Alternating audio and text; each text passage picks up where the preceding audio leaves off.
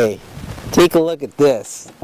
Let's see in here. Whoa, look at that giant crappie.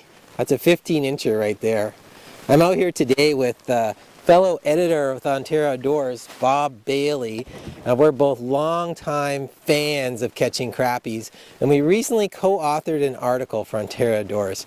Bob, why don't you tell the viewers and the readers what inspired this article, or what's it all about? There are many things about crappie fishing that one needs to really master to become good at it, but mastering this particular part of it can make a very big difference in your fishing success for big fish and efficiency for good numbers of fish.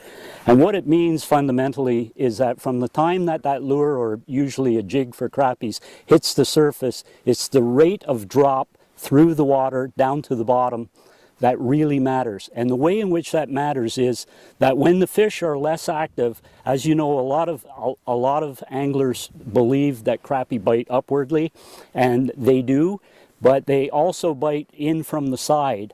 And when they're very active, they have a tendency, the bigger fish have a tendency to really focus on fast dropping lures or fast dropping jigs close to the bottom. When they're less active, often they need to be stimulated with a slower drop and teased with a slower drop. So there's a lot of obvious things that can influence how fast the jig is going to fall. Obviously, body size. The bigger, the more buoyant. You have floating plastics, you have more dense plastics. Tail size is going to make a big difference on how fast the jig is going to fall. Also, the jig head that you choose. You see how important jig heads are to myself? Is I've got all the hook sizes, got all the weights laid out there, so it's very easy to make those little micro refinements and change my jig's fall.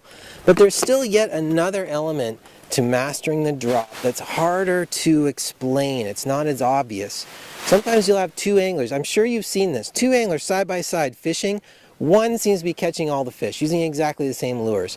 A lot of it has to do with how they're working it. And I see this too when I take new anglers out or I'm guiding people.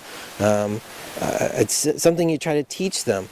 Essentially, the biggest mistake is you'll see a person cast out and they lose total contact with their lure as the lure is sinking. You'll see slack line on the surface of the water. They don't know if a fish has hit their bait. They don't know how long it's taking to sink to the bottom. They don't know how fast it's falling.